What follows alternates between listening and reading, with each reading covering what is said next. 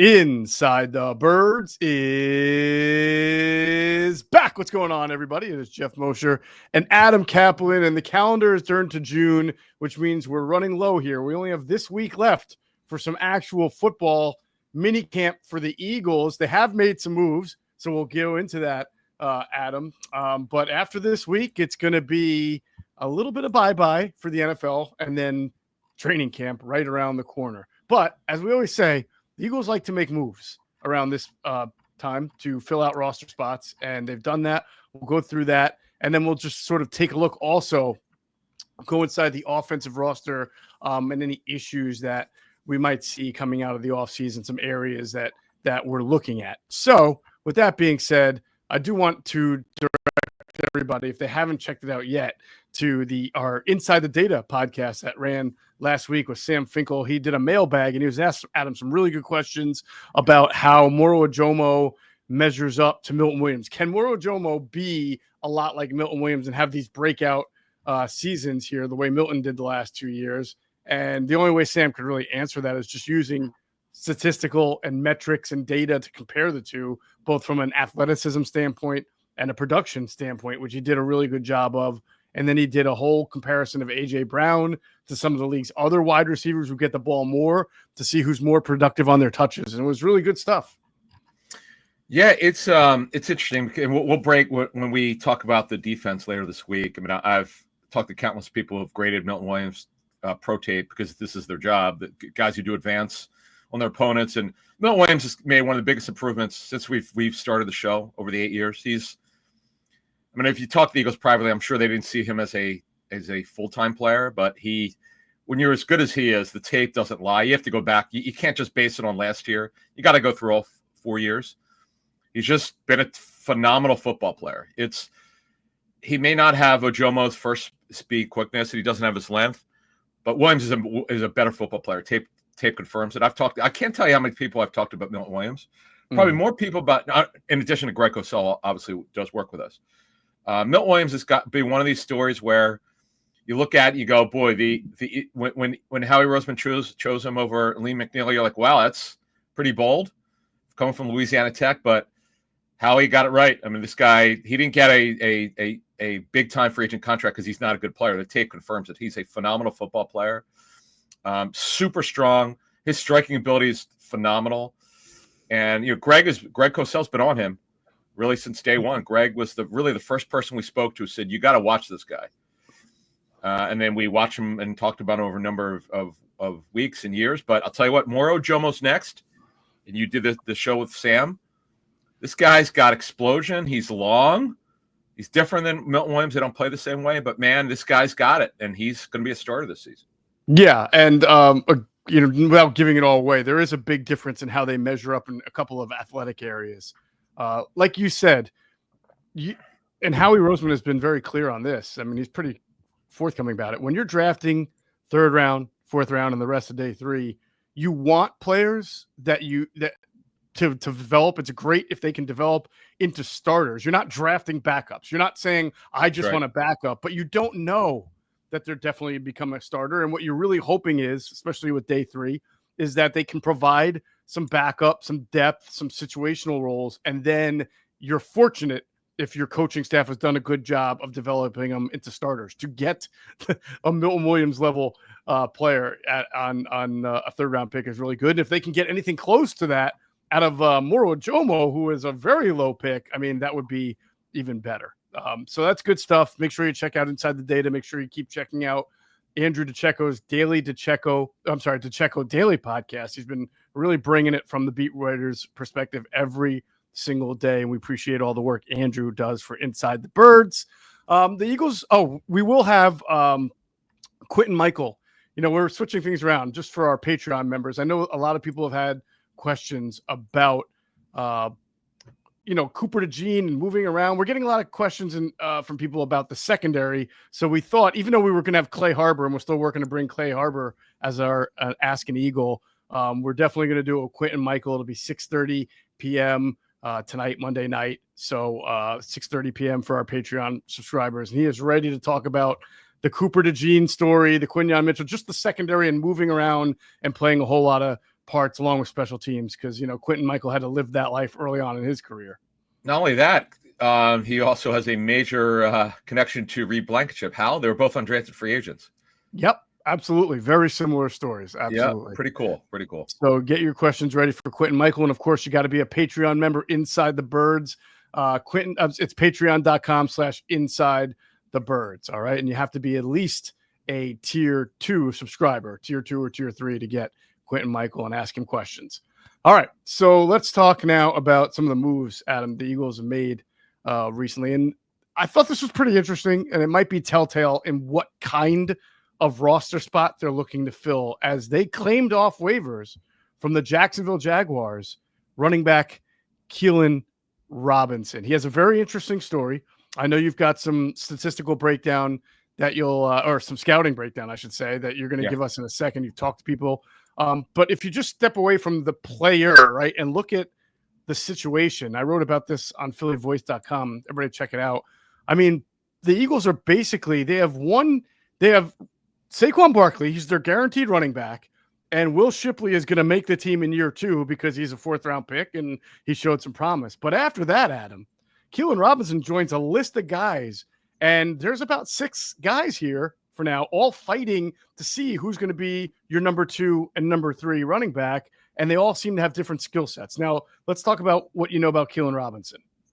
All right, so I was able to talk through text to an area scout who has the Southwest area. So Keilan Robinson, he played 1 year at Alabama, 3 years at Texas. He was a backup pretty much all 4 years. This is incredible. He never had more than 45 carries in any season yet. He was a kickoff returner too. Not great. It was okay. Under 24 yards per return, 39 kicks, 919 yards. But he still got invited to the combine. Yeah. That's we've seen like committee backs or situational backs invited to the combine before. I cannot remember a guy with this little production, right? Very, very scant production being invited to the combine. But maybe it's because he was a 4-star recruit. I believe it was a 4 or 5-star recruit coming out of high school, and he did attend these big colleges, Alabama and Texas, that they wanted to give him a shot. Yeah, so we'll get to the scout, what we got from him in a minute, but we'll give you the combine numbers. 5'8" 3/8", 191, so he's smaller. Mm-hmm. He has very good straight line speed, 4.42, 1.51, 10-yard split, which is good. Here's the scouting report. Quote, straight line fast, non-instinctive, not elusive, special teams guy. His speed gives him value for teams. He's a 4th running back at best. He's not going to make the team, most likely, other than special teams. He just doesn't factor in. Now, there's always a time when a guy comes out of nowhere and you didn't think he had a chance, but he has this unbelievable training camp. Sure, that could happen with 32 teams, any player. You could take any player. Mm-hmm. But based on the lack of production in college, by the way, the Jaguars cut him. So they have a new general manager and a new coaching staff, so they didn't want him. So he didn't even make it through their offseason programs. So that's not a good sign. But he does have speed. He has team's value. That you have to mention that because that's very important from a coaching standpoint. Because Keilan Robinson, you're not making it as a running back. You're going to have to make it as a special teams player and as a 4th back. Now, on your point, while the Eagles are expecting Dillon to win it, A.J. Dillon, he's got to win the 2 job. He's not guaranteed it. The contract is so low on guaranteed cash. He's got to prove himself. Shipley, so it's between him and Shipley for the 2. The loser will be the 3 of that battle. Now, if they keep 4th, it's Robinson, it's Montrell Johnson. I know the Eagles are excited about. Lou Nichols has been with them. Actually, this is actually technically his 3rd year with the Eagles. He was signed before he was added to their practice squad late in 2013. And Shunderick Powell is also an undrafted free agent. So we'll see. But Robinson's got really good straight line speed. That's what the tape shows. That's what the scout told me.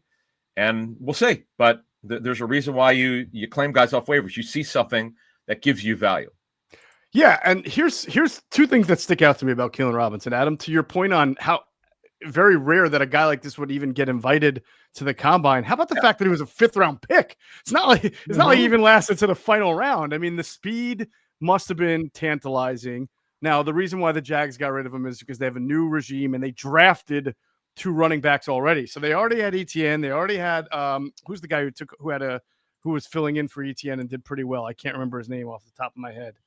The running back. That would be Tank Bigsby, who he did great 2 years ago, not as good last year. They drafted the kid Tootin in the 4th, another running back in the 7th, Allen. Yeah. So Robinson was going lower and lower down, and new regime.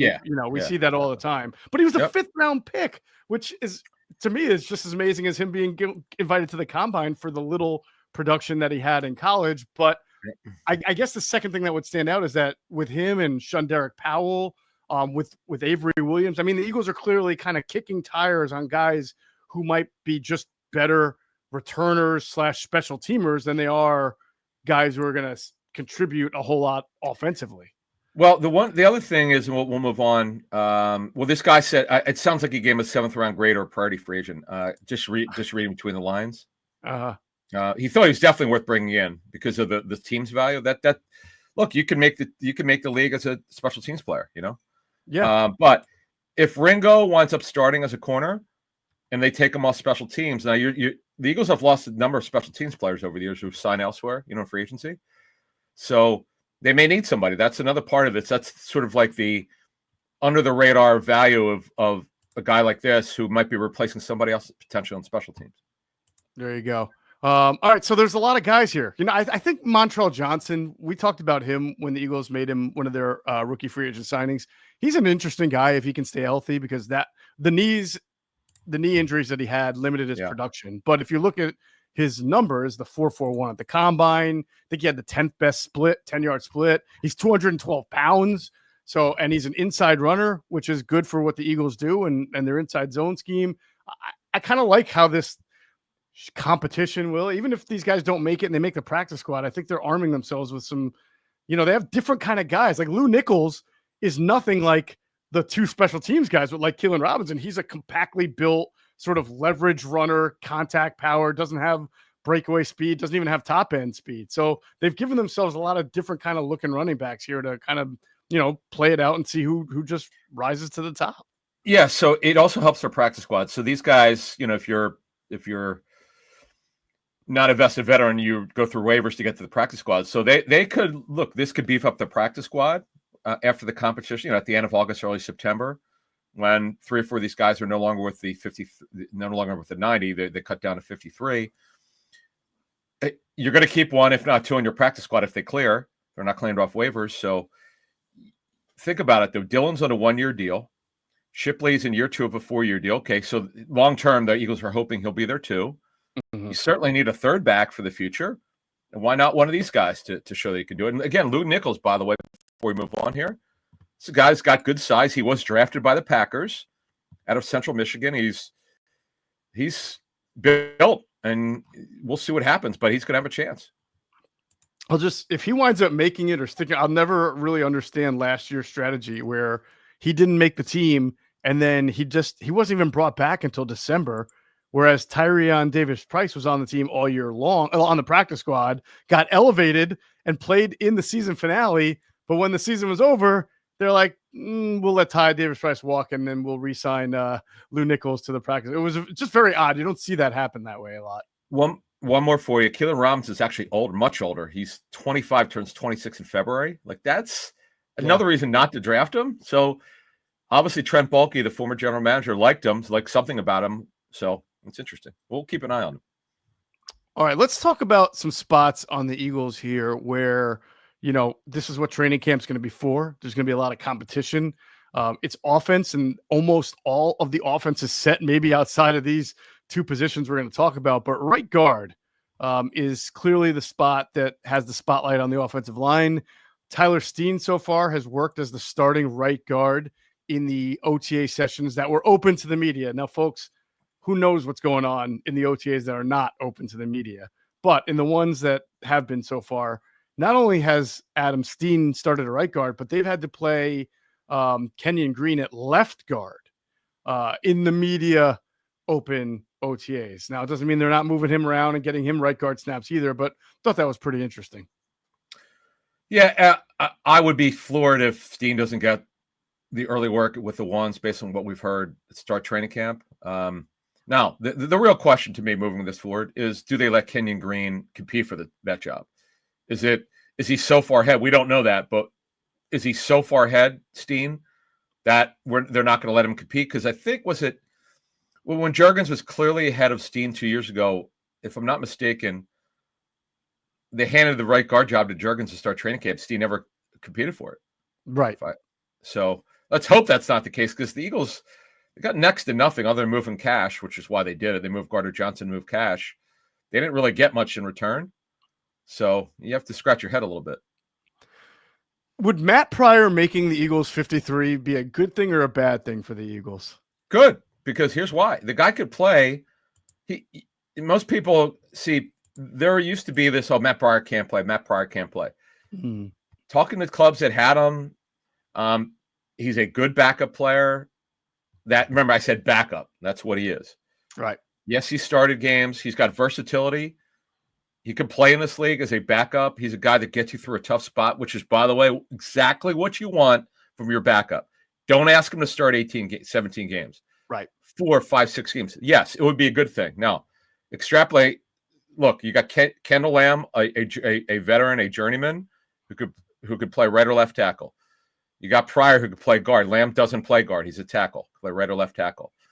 The only thing Pryor can't play is center. So, yeah, I think it'd be a good thing, because he knows Stout. By the way, that's another part of this. Stout was his coach in 2018. The Eagles know him very well. I think it'd be a good thing. Yeah, I was just trying to figure out, like, what would that mean numerically, though? Because you have your starting 5, and then you have your, let's say Kenyon Green's the backup, that he's definitely on the team. So that's 6. You got Miles Hinton and Kendall as rookies who got to make it. That's 8. Yeah. And then because Pryor can't play the left side, you'd have to keep Kendall Lamb 9. So then Pryor would be 10, which they've kept 10 before. It's just kind of heavy. He would probably make the team over Kennard, who's the other right tackle / right guard that can't really, or hasn't played on the other side of the ball. Yeah, and I honestly, Trevor Keegan's going to have to earn it. That's right. I forgot about Keegan. Yeah. We'll see what happens. He's got to earn it. Let's put it that way. And Darian Kennard has been here, Mr. Preseason himself. Holland Pierce is a perfect developmental guy. This is perfect for a practice squad. Holland Pierce, out of Rutgers. It's going to be hard for him to make it, but he's got incredible mass. I mean, you're talking about guys over 6'8", for goodness sake. Yeah. And don't forget they added Marcus Tate. We talked about him. I mean, we'll talk. This is not what. He's a bottom roster guy. Yeah, we'll talk about Tate and those guys in a future show in later this month in July. We'll break down their offensive line even more. Mm-hmm. But bottom line is, when you look at it, they've got on paper good depth, but they've got to develop these guys. So right guard to me is a question mark. Why, when you look at both, we're going to do the question mark for the defense later. It certainly has more. Mm-hmm. But right guard, we'll see. I'm not convinced Tyler Steen's going to be a good guard. He's had inconsistent tape when he's had to play. He's had some really good tape and tape that's not so good. So it's kind of like he's got to prove himself. Yeah, it's too early for this question, but I mean, there should be like a little level of not concern, but I guess curiosity, because if they're just not as strong at right guard, and obviously you have Cam Juergens coming back from the back injury, Dickerson's coming back from his, you just want them to be you want this team to pick up from where it left off, because the schedule is downright nasty this year. They got a lot of really good teams, a lot of good defensive teams that are on the docket, and everybody's going to be coming for the Eagles. So they have to uphold that tradition of having a really strong offensive line everywhere. I mean, we've talked about Becton. He was good, but some of his deficiencies were covered up by the fact that he was on such a great line, and that may have to be the case at right guard again this year. And that's fine as long as all the other 4 guys are playing at really high levels. Yeah. In fact, I remember talking to someone in the league about Becton, who graded him for free agency. He said he asked me what I'd heard, and he goes, "I don't think he's quite as good as you heard." I was like, "Okay, tell me, explain it to me." He said hand usage. He clearly, some weeks it was an issue for him with technique, because this is what when you're grading, you're not just looking for you're looking for so many different things from a scouting standpoint. That's why when people are watching tape online who didn't play in the league or they didn't coach, you don't quite look at the game the same way as people work in the league do. Mm-hmm. And that's the thing you got to ask, because when we talk to certain people, that they don't always see it the same way as this guy did. It's fascinating. But no, but Becton was a great story. Came out of nowhere. 100%. No one thought it could happen. But to move this to finish this off, it's right guard's obviously going to watch something we got to watch. And the other part about it, I didn't really put it on the rundown, but I do want to mention it. Is just kind of see how Miles Hinton, like they love him to be the long-term swing tackle. Let's see. There's a reason why a guy who's got good measurables, who's a good college player, only went in the 6th round. That to me, you got to scratch your head a little bit. Yeah, Jordan Mailata was actually talking about him at this press conference 2 weeks ago that Mailata did, and he basically said that this guy is really pushing me, but he never said who the guy was. And so somebody followed up and said, well, which guy? Because there are so many rookies. And I think he felt caught because first he said Miles, but then he felt like he had to name all of them. But I believe that Miles was the guy that he was referring to when he said this guy is really pushing me in the weight room.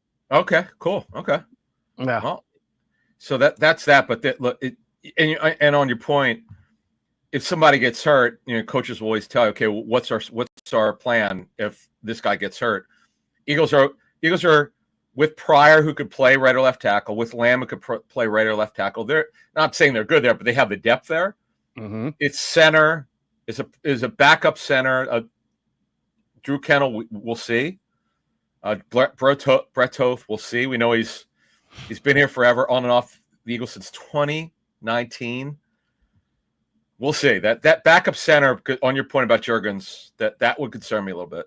Yeah, man. Brett Toth should be an honorary assistant offensive line coach at this point. I mean, my gosh. Yeah. He's been with the team so long. Yeah, he's probably got more experience than whoever their assistant O-line coach is. He's seen it all, man. Yeah, he's seen it all. He has, and he's played every spot. All right, so we'll move on to our other question mark in a second. Remember, it's Sunday. It's just days away. Father's Day is this Sunday, and we keep telling you there's no better way than to give Dad a nice reward on Father's Day by getting him a Stretch Zone membership. You can do that 3 ways. You can do it immediately with an e-card. You can do it the traditional route where they get it in 5 to 6 days right to the recipient, or stop in to your nearest Stretch Zone location. Shouldn't be too far from you. They've got 13 locations in Pennsylvania and New Jersey, new ones popping up everywhere. Adam, tell them where they can go. So Haverford, who I visited Jared last week, did a great job. Devon, I've been there many times. Exton, I just saw Madison on Sunday. Great stretch. Got my adductors. For those of you who play racket sports, I highly recommend getting your adductors, which is near the groin area. Get that stretch out so you can stretch out when you're doing pickleball or tennis or any racket sports. South Philly, which is a Watchin Ave. Elkins Park, the Montgomery County locations are Elkins Park, on Old Duke Road, Upper Dublin, Dresser area off 611. Feasterville and Warrington, which is New Jersey. Cherry Hill, where you go. Mount Laurel. Know that it's near the Wegmans there. Franklin Lakes, Northfield, which is on your way to the shore, by the way. That's right. Yep. That's good to know. Great spot. Yeah, Princeton. All right. Those are our friends at Stretch Zone and StretchZone.com. All right. 2 other positions here. And, it's not surprising. We got wide receiver, but specifically that number 3 wide receiver. You can also say the slot wide out in this offense. And there's a lot of names. This is going to be an interesting training camp. We say goodbye to our friend Joseph Adai, who was with the team for the last few years, but did not make the 53, Adam. And now we usher in a couple of new names. Oh, Joseph and Gata. You said Joseph. I'm sorry. What did I say? Joseph Adai and Gata. Yeah. Wow. Yeah. Joe. Boy, I'm pulling out a Colts running back from the 2000s. Yeah. Wow. That was interesting. Yes. Well, look, we know this. We know that Dotson's their 3. That's not in question. But 4, 5, and if they keep 6 are completely up for grabs. And honestly, this is because this is the way coaches have told me over the years. What's our plan if this guy gets hurt? Okay, let's say, was it the Bucks game last year when Brown and Smith didn't play? Yeah, AJ Brown got hurt. He missed weeks 2, 3, and 4, if I'm not mistaken. I'm pretty, because I know Lane didn't play. It was obviously in the heat. It was a nightmare game for them. Oh, yeah. Not that any team's going to overcome losing Smith and Brown in the same game, but the point is, when you look at it, yeah, here's who didn't play. I'm correct. Smitty and Brown didn't play. Lane Johnson didn't play. Who started? Dotson and Johnny blocking receiver Wilson. Good luck to you. Yeah. Good luck to you. Yeah. That obviously was a disaster, and no one's overcoming that. But you always have to have an answer. This is what the offseason is for. This is what training camp is for. You're playing guys in sometimes in different positions. and you're taking a big look like Terrace Marshall, who we've talked about lately. He could vie to be the backup X position. Okay, I know he can line up inside. He's really not a slot receiver. He's lined up inside before, but he's not a possession receiver. He's a run after the catch, go long type of guy. Danny Gray, we've talked about. He's a Z. Elijah Cooks, the Jaguars. I remember talking to the Jaguars about him. They liked him. It was just kind of like at the end of your roster, there was like a roster issue, so they moved on from Elijah Cooks, but he's got size. Avery Williams, we mentioned, the Eagles look at him as a receiver. Gadget player, kickoff and punt returner. Nye Smith was only a slot receiver and a receiver and a punt returner. Then you got the 3 undrafted free agents, Darius Cooper, Taylor Morin, and Giles Jackson, who are supreme long shots. But honestly, there's an opportunity for a guy to come out of nowhere to be the 4th receiver. There really is. And 100% agree. And by the way, Jahan Dotson's on the final year of his rookie deal. Who's the 3 in the future? They don't know that. So there's a really good competition in training camp here. And listen, there's nothing. You're right that Dotson is a 3rd receiver to make it, but somebody could leapfrog him just overall over the course of the season. It would be hard. Why do you think? Why do you think? I mean, the guy had 12 catches last year. You're telling me but they don't. A couple things. They went. We didn't know this going in. We knew they'd be more of a running team, but we didn't know they'd play like very little 11 personnel because that's not Kellen Moore's background at all. Mm-hmm. But it happened. We're expecting that to be the case again. A heavy 12 means 2 receivers, 2 tight ends, 1 back. That means the 3rd receiver is going to use very, very little. Dotson had a nice play in the Super Bowl. He had a couple nice plays late in the season. The 3rd receiver is just not. You say 12 catches, but the 3rd receiver in this offense is not going to get used because it's the 2 receivers and Goddard. There's your 1, 2, and 3. However you want to mix it up every week. Yeah, I was just saying, like, if Terrace Marshall or Anaya Smith, if someone really makes a huge improvement and is out there and is the future, like you're saying, and you're going to trust this guy for years, especially Anaya Smith or Johnny Wilson or something, then who's to say that during the course of the season that guy doesn't leapfrog Jahan Dotson if Jahan Dotson really isn't doing much? Well, you're right. It will be difficult, but I think it can be done. It's not impossible. It can. And I we haven't talked about this. We haven't talked about it much. We talked about because we were told why the Commanders were trying to move him, and I don't want to say the worst way, but they were very motivated to move him. They didn't want him. Coaching staff and front office, they were done with him. Nothing off the field. He just didn't bring enough energy to practice. He just was not a good practice player, and they were done with him. He kind of worked his way up in the rotation, or just in the Eagles' belief with the Eagles coaching staff, and they started using him a little bit. But again, to close this off, the 3rd receiver in this offense is not getting the football. It's Brown, it's Smitty, it's Goddard. That's it. No one else is getting it. What are you going to do? They don't play 10 personnel. They're just not a 10 personnel team. All right. As we mentioned when we were talking about Keilan Robinson and the running backs, 3rd down running back is it's another question. Yeah. It's really the Kenneth Gainwell role that we talked about. Who can do all these things? Who can pick up the blitz? Who can block? Pass pro? Who can block? Who can give you some tough yards if Saquon, comes off the field on 3rd and 1 and they're not going to, or 3rd and 2 and 3rd and 3 and they're not sneaking it. I mean, there were just so many little things that Kenneth Gainwell did well that made him one of Nick Sirianni's favorites that now they have to go out and try to find. And I think the pass pro / blitz pickup might be the biggest of all of it. It's to me that is it's something, man. When the 3 of us go to training camp, I'm going to be watching that because I know Shipley. You both noticed that he put on some mass on his body. That's great, but it's about you could be small as Gainwell, although he built his body up a little bit. But the thing with Gainwell, his technique was so good. They taught him really well at Memphis. Shout out to Ryan Silverfield, their head coach, friend of our program. They got to figure this out. Because you can't play Barkley 100% of snaps. That never happens, obviously, at running back. You got to take him off the field at some point, particularly on 3rd down. There'll be some 3rd downs Barkley will be on the field, no question. He's just an okay pass protector. Not as good as people thought, as we told people when they signed him, despite the rumors out there and whatever's out there was all false. He's not a great pass protector. He worked on it very hard with the Eagles running backs coach, Jamal. What's Jamal's last name? Jamal Singleton. Yeah. Jamal Singleton is really good, and he got better, but he's not Gainwell. Gainwell is a supreme pass protector because of his angles and his technique, and that's why the Steelers, they were on him immediately by the way, like that. Now, obviously, Andy Weidel knew him from the time here, I guess, because Andy used to be here with Eagles and some other guys that were there. But they got to figure that out. That's I know it's a small thing, but it could be critical. You got to be careful. Yeah, you know what? Kenny's probably going to see He's definitely going to see more opportunities in Pittsburgh now that he's not stuck behind a Saquon Barkley. Yeah, I'll be very interested with that offensive line, and they're going to be committed to running the ball as they usually are, but even more so. He might be an interesting kind of guy to watch. I mean, I'm not saying he's going to blow it up, but I'm just saying the right scheme, because he's an inside runner and he's a zone runner. I mean, I think it'll be interesting to see if he can actually have more. Just so you know, they run wide zone there. They don't run a lot of inside. I know zone. they're more wide than inside. Yep. Yeah, which I know some people around the league are kind of stunned with, because it didn't fit Najee Harris at all. That's one of the reasons why I didn't bring him back. But yeah, now we'll see about Caleb Johnson. Good fit. They think will wind up being this. What's that? Good fit there, because that's a lot of power. what Iowa does. Yeah, exactly. They're going to run the football. They're going to not let Rodgers throw the ball a ton. Some, but probably more than Russell Wilson, but not a lot. They want to control the clock with defense, and we'll see with Jaylen Warren, who right now would be the starter. But you know, it's funny. They got another Eagles back there. Trey Sermon, former Eagles back, is there as well. Yeah. So they're doing to the Eagles what the Eagles used to do to the 49ers. And now the Eagles are starting to do it to the Jaguars, I guess.